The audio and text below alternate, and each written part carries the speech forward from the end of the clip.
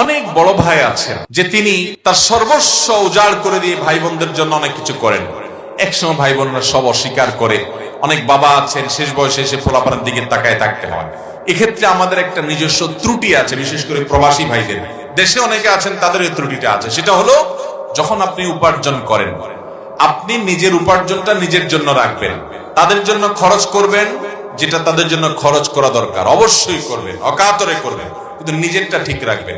অনেক ভাইরা আছেন প্রবাসে যান, জমি জমা কিনেন, প্রচুর জমি জমা কিনেন, কিন্তু সব বাপের নামে কিনেন।